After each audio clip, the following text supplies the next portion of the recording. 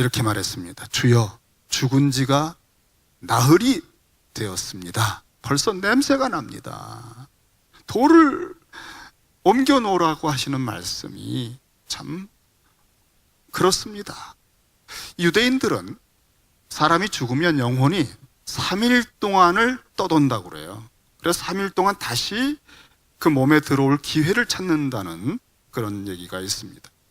그런데 나흘이 되면 4일째가 되면 완전히 몸이 상하기 때문에 들어갈 수가 없어요. 그래서 영혼이 완전히 떠나는 더 이상 소생 가능성이 없는 절망이 드는 시점입니다. 나흘째 됐다는 것은 다시 살아날 가능성이 절대 없다. 이거는 더 이상 주님도 수를 쓸 수 없다고 하는 아주 불신이 꽉 차 있는 거예요. 이때 주님이 어떻게 하실까요? 예수께서 이르시되 내 말이 네가 믿으면 하나님의 영광을 보리라 하지 아니하였느냐? 라고 말씀하셨습니다. 자, 이렇게 그 세상의 속설과 풍습과 또 인간적인 상식으로 시체가 있고 지난 며칠 동안 주님 오시기를 기다리다가 가슴이 찢어지고 아팠고 더디 오시는 사이에 이미 죽었고 그 죽은 장례를 며칠 치르면서 슬픔으로 눈이 퉁퉁 부었고 그리고 이제는 그 시체가 썩어 냄새가 나오고 이런 사망과 죽음의 그늘에 완전히 뒤덮인 분위기 속에서 수일 동안 지내던 마르다가 이런 말을 할 수밖에 없는 건 당연하죠. 믿음이 생기진 않아요. 그리고 주님이 오셨을 때 주님께서 그랬습니다. 내 오라비가 다시 살아날 거다. 그때 마르다가 이런 얘기를 해요. 예, 주님, 마지막 날에는 부활하게 될 거 저 압니다. 그랬어요. 바리새인들도 다 부활을 믿거든요, 당시에. 그래서 이렇게 조문을 오면은 다시 부활할 거라고 하는 말로 이렇게 위로를 해요. 마지막 날에 부활할 것입니다. 그때 주님이 한 번 더 말씀하셨어요. 나는 부활이요 생명이니 나를 믿는 자는 죽어도 산다. 주님께서 이미 이 병은 제자들 앞에서 말씀하기, 이 병은 죽을 병이 아니다. 이 병은, 나사로의 이 병은 하나님이 영광을 받으시기 위한 병이요, 하나님의 아들을 통하여 하나님이 영광 받으시기 위한 특별한 사건이다라고 얘기했습니다. 다시 살려내실 거거든요. 그 말을 먼저 했습니다마는 이 슬픔과 절망과 불신 속에 눌려있는 마르다는 기억도 안 나요. 그래서 썩어 냄새가 납니다. 그렇게 말한 것입니다. 여러분, 우리가 문제가 너무 심각하고 염려가 너무 우리를 압도하고 그 염려에 집착하고 있으면 말씀도 떠오르지 않고 기도도 안 나와요. 그리고 그때 제가 전화하면요, 전화 받는 거 아주 힘들어 하셔요. 전화도 하지 말기를 바라고 그냥 주저앉아 버리는 겁니다. 그러나 이때 비로소 필요한 건 뭐죠? 이때야말로 말씀이 필요한 거예요. 주님은 이때 다른 걸로 하지 않으셨어요. 당신이 이미 하신 말씀을 상기시켜 주셨습니다. 내가 말했지 않느냐.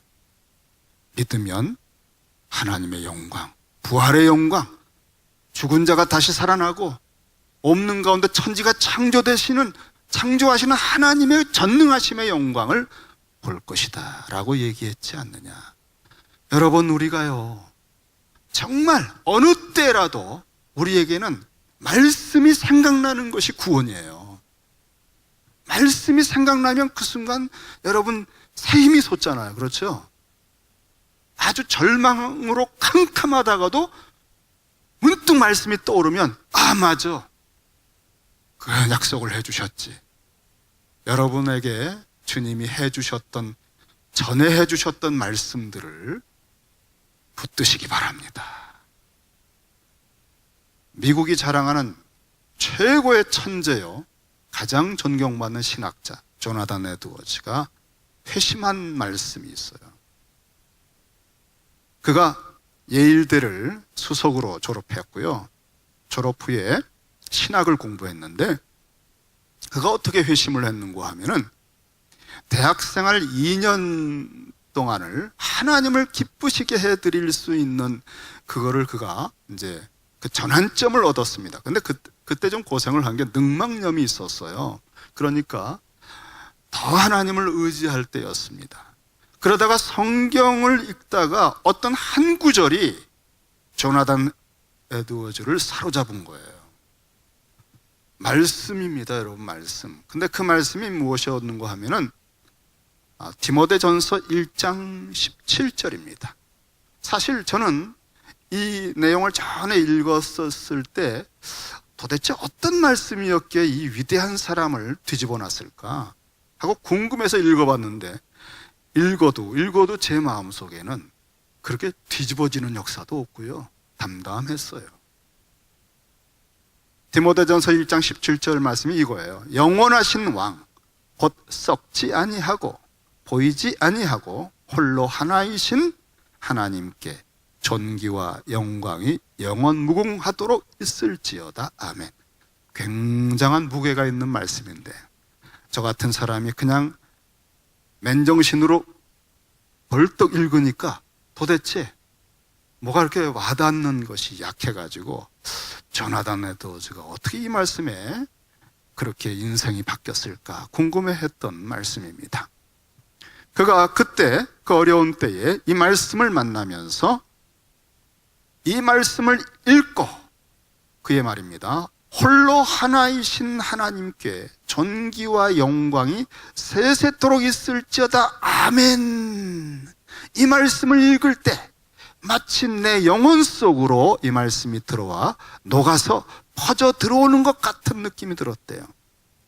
나는 하나님과 그리스도로 더욱 거룩해지기를 열정적으로 갈망했다. 그리하여 심령이 가득 차 터질 것 같았다. 나는 어디에 있든지 거의 계속적으로 절규하는 듯한 목소리로 기도했다. 여러분, 사람이 말씀이 딱 임하면 변화가 일어납니다. 혼돈과 공허와 흑암 가운데 있는 세상에 빛이 있으라 말씀이 임하면서 질서와 생명이, 에덴이, 하나님의 나라가 이루어지는 거예요. 뼈 무더기처럼 다 죽어 있는데도 생기와 말씀이 임하면 군대처럼 변화가 되는 겁니다. 우리에게 하나님의 말씀이 성령의 검이 돼서 우리 심령을 파고들 때 거듭나는 거예요. 근데 이게 언제 일어날지 몰라요. 우리가 그래서 이 큐티, 콰이어트 타임을 할 때 말씀이 딱 임하는 게 이게 보통 사건이 아니에요. 말씀이 깨달아지고 와닿는 사건. 이건 기적과 같은 사건들입니다. 저는 오늘 아침에 오늘 큐티 본문을 보는데 제가 이 본문을 오늘 설교하기 위해서 수차례 본 본문이기 때문에 저는 솔로몬이 봉헌 기도를 하면서 그 하나님의 백성들 앞에 단을 놓고 그 위에 무릎을 딱 꿇고 그 다음 한 모습에 막 쿵 하고 감동이 되더라고요. 그가 어떻게 했는지 여러분 모르시잖아요. 그렇죠? 솔로몬이 하늘을 우러러, 그 구절이 아무렇지도 않게 와닿을 수 있지만 저는 그 한 구절에 이미 은혜가 확 임하더라고요. 왜냐하면 오늘 무덤에서 돌을 옮겨 놓으시고 주님이 어떻게 하셨나? 그 시신을 바라보고 무덤에 무슨 문제를 가지고 어떻게 하려고 하지 않고 가장 먼저 하신 것은 눈을 들어 우러러 보셨다는 거예요, 하늘을. 그러니까 저는 주님의 모습이 제 안에 새겨져 있기 때문에 솔로몬이 그 성전을 봉헌하면서 했던 하늘을 우러러 그 장엄한 기도를 하는 모습이 얼마나 가슴에 감동이 되는지 그 한 말씀이 저를 사로잡았어요. 아침 나절에 말씀이 생명입니다. 그 말씀이 성령의 검이고요. 성령께서 말씀을 통해 여러분을 거듭나게 하고 그 말씀으로 여러분을 양육하여 빚으시고 그 말씀을 읽을 때 주의 영광을 보게 되어 우리가 그의 영광으로 화하며 성화되는 것입니다. 주님은 마르다의 그 어두운 심령에 말씀을 선포하셨어요.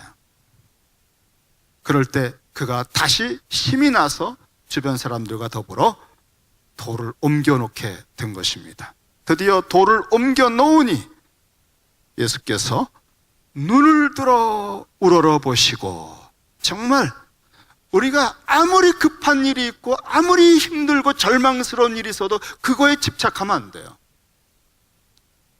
여러분, 정말 우리가 보고 있는 현실은요, 하나님 만드신 피조물에 불과한 것입니다. 거의 칼이 내 앞에 들어와서 내가 죽을 것 같고 죽일 수 있는 사람처럼 보여도 주님이 허락하지 않으면 머리카락 하나도 건드릴 수 없는 게 이 세상이에요.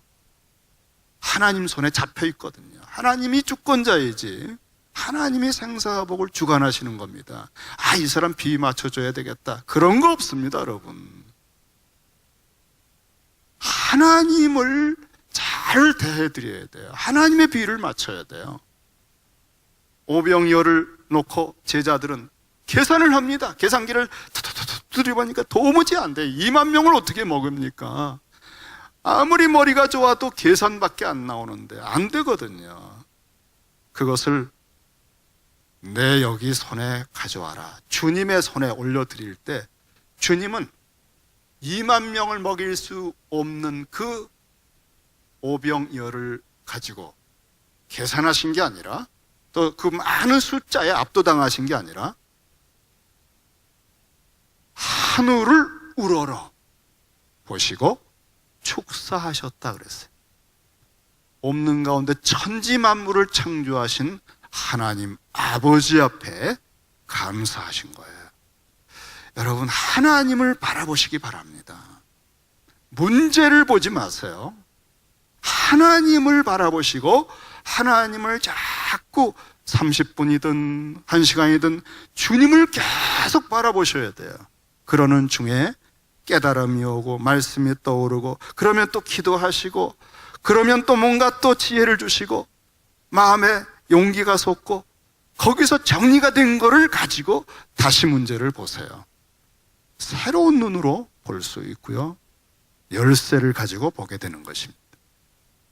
주님은 눈을 들어 우러러 하나님을 보시고 말씀하셨습니다. 아버지여 그랬어요. 아버지입니다. 우리 아버지가 계십니다. 여러분, 아무것도 염려하지 마세요. 아버지가 돌보아 주십니다. 아버지여, 내 말을 들으신 것을 감사하나이다. 삼위일체 하나님끼리인데도 감사를 하십니다. 아버지와 아들, 이 말할 수 없는 황홀한 친밀함의 교제와 사귐 속에 있는 이 독생자 아들 하나님은 아버지를 향하여 기도를 이미 하셨습니다. 사랑하는 나사로, 이 가정의 문제는 죽을 병이 아니라 이 아들을 통하여 하나님 아버지 영광을 받으시고 하나님의 전능하심의 영광을 드러낼 계기요, 그 기회가 된 것을 특별히 이 가정의 통로로, 이 가정에 이 복을 주시는 거죠. 여러분, 포도주가 떨어져서 가정에, 직장에, 교회에 축제가 끝나가는 것처럼 보입니까? 특권입니다, 여러분. 서로 이건 누구 탓이냐 원망하고 좌절하고 깨지는 그런 기회가 아니라, 하나님을 사랑하는 자들에게는 합력하여 선이 된다고 그랬잖아요. 나사로를 사랑하는 가정이에요. 이건 저주가 아니에요. 나사로가 죽은 거는 죽을 병이 아니라 아들을 통하여 하나님이 영광을 드러내실 수 있는 기회입니다. 우리는 주님의 사랑을 하시는 대상이에요, 그리스도인들은. 그래서 여러분이 겪는 일은 모든 일이, 모든 병들고 괴롭고 인간관계가 상하고 서로 낙심하고 하던 일이 잘 안 되고 부도가 나고 그 모든 일은 하나님께서 예수 그리스도를 통해 여러분에게 개입하셔서 맹물이 극상품 포도주로 바꿔 새로운 차원으로 축제가 일어나게 할 그런 전 단계가 되는 것입니다. 이거를 알면 어려운 일을 만날 때, 야고보서의 말씀처럼 시험을 만날 때 기뻐하라 그랬어요. 지혜가 부족하냐? 꾸짖지 않고 주시는 분께 구하라. 감당치 못할 시험은 없다.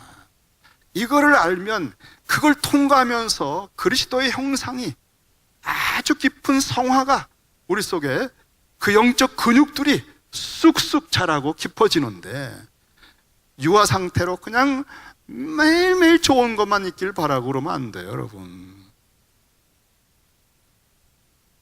우리에게 있는 어려움, 침체 이런 것은요 정말 좋은 기회입니다. 그런 거 없이 기도가 나오겠습니까? 그런 거 없이 여러분 변화가 되겠습니까? 절 보세요. 이 교회가 좀 어려운 일들을, 언제나 어려운 일이 있고 교회가 잘 안 될 때도 있는데 그걸 보세요. 저를 보세요. 제가 얼마나 변화가 됐습니까? 못 느끼세요? 변화가 되잖아요. 더 나아지잖아요. 여러분도 마찬가지예요. 저는 여러분이 5년 전에 비해서 굉장히 성숙해졌다는 것을 느낍니다. 항상 내 말을 들으신 줄을 내가 알았나이다. 아버지와 아들 사이에 대화가 계속되는데 놀라운 말을 들었습니다.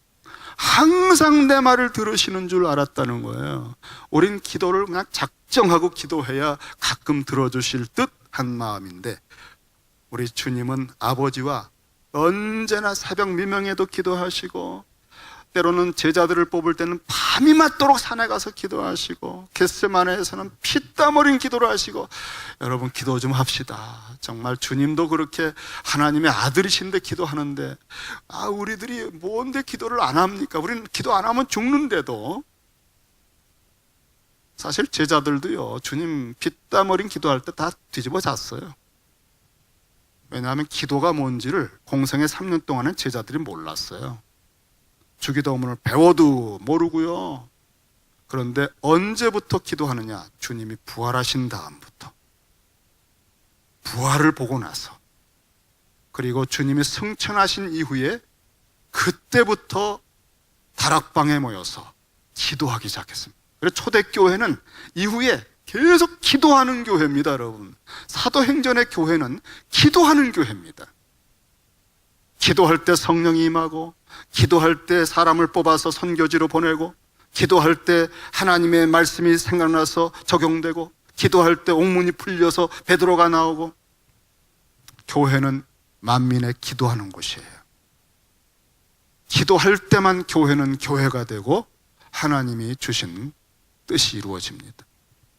항상 내 말을 들으시는 줄을 내가 알았나이다.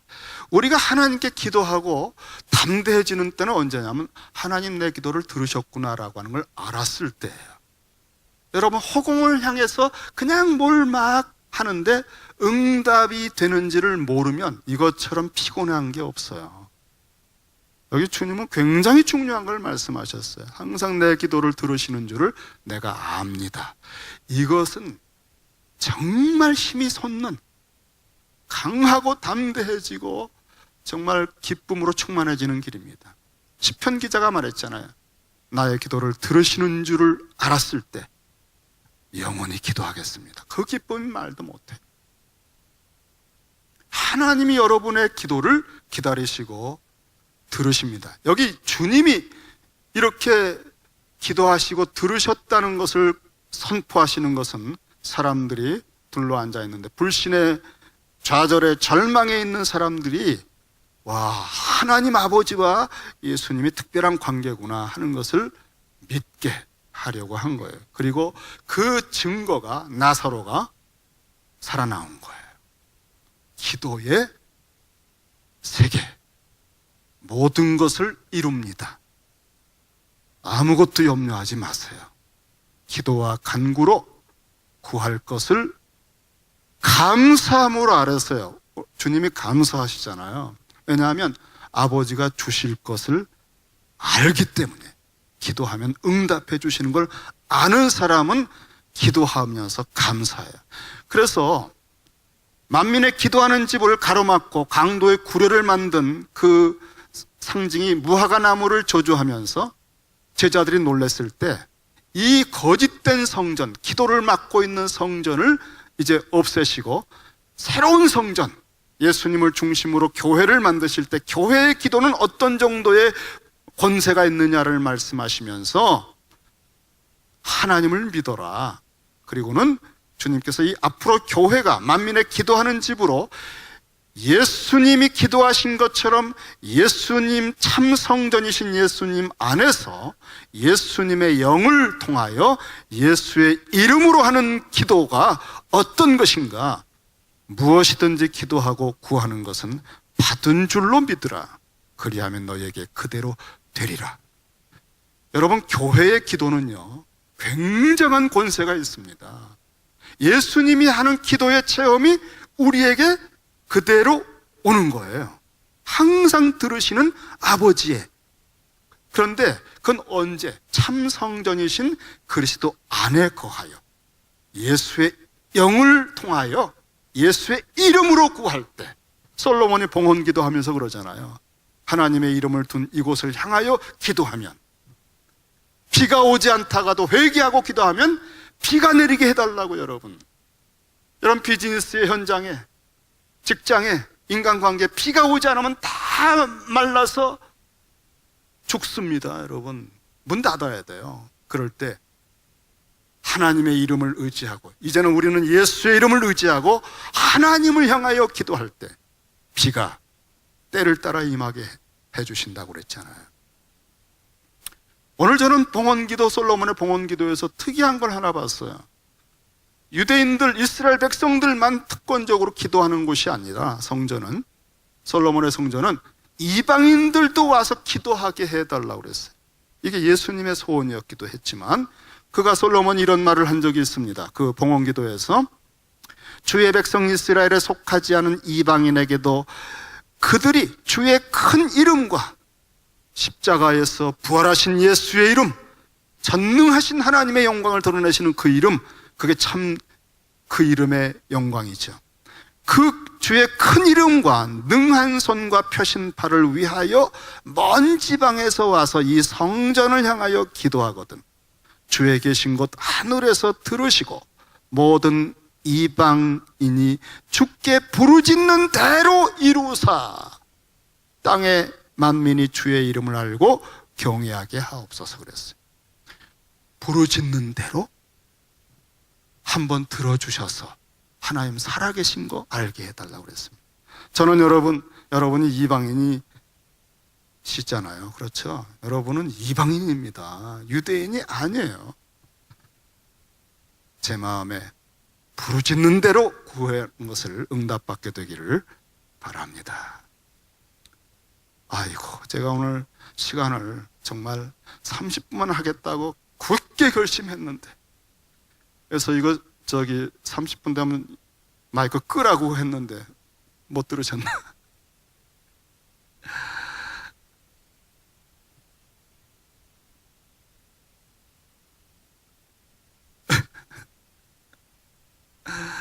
이렇게 하시고 주님께서 드디어 이 기도를 하신 다음에 다들 주목하고 있어요. 무덤 문을 열어놨지요. 주님이 거기서 기도를 하고 계시죠. 그 다음에 뭘 하실까 했는데, 이제 무덤을 향하여 43절에 이 말씀을 하시고 큰 소리로 나사로야 나오라 부르셨습니다. 정말 이 큰 소리는 사망의 권세든 썩어서 냄새가 나든 아무것도 없든 간에 만물을 창조하시는, 죽은 것도 살려내시는 하나님께서 부르시면 천지만물이 일제히 서느니라 했던 선지자의 말씀처럼 정말 큰 소리는 무한한 권세에 대한 필링을 우리에게 주시기 위한 거예요. 작은 소리로 해도 되지만 기다 한없는 어떤 것도 두려워하지 않으시는, 어떤 문제도 주님에게는 문제가 될 수 없는 예수의 이름에 권세를 의지하고 기도할 때 산을 옮길 수 있다는 그것을 우리에게 그 영광을 보여주셔서 우리가 그 영광에 힘입어서 그리스도의 형상을 닮아 우리 안에서 이 기도가 나오게 하시려고 하는 주님의 은혜라고 저는 믿습니다.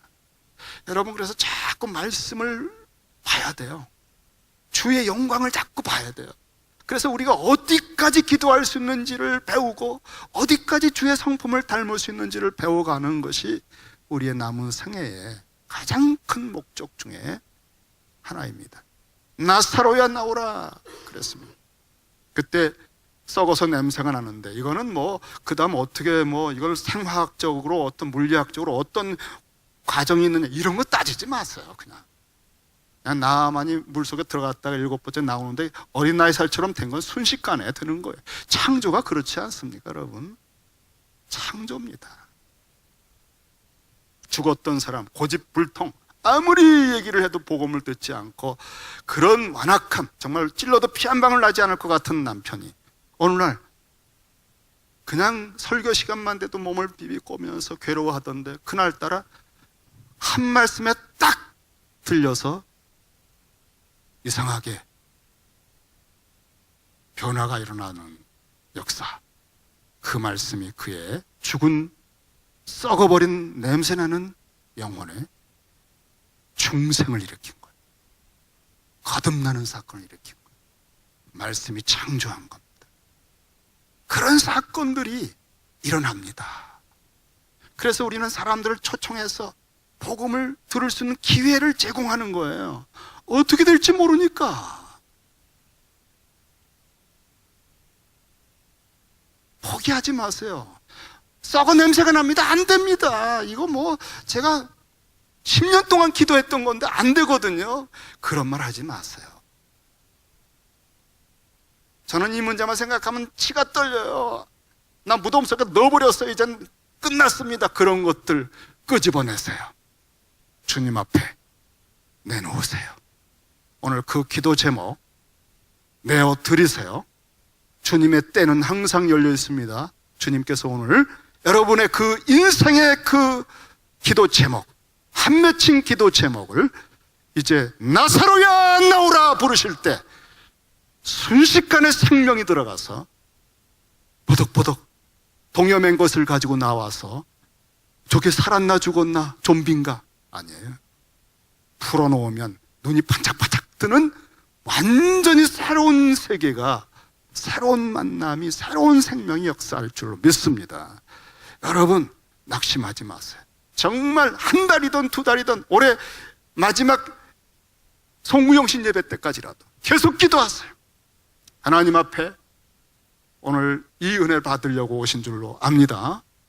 주님은 여러분에게 죽은 자가 살아나오듯이 여러분의 그 무덤 속에 있는 기도 제목, 돌을 제껴버려라 그랬잖아요.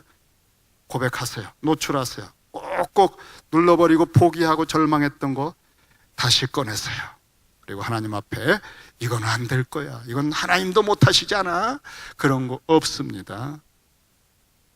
그분은 여러분의 사정을 지금 응답해 주시려고 이틀을 더 지체하시고 다 끝난 게임인 것처럼 보여서 사람은 못한다, 하나님만 하신다, 그래서 하나님의 영광을 선명하게 보여주시는 계기로 만드시기 위해 여러분이 그토록 힘들게 되었던 겁니다. 기도하십시다.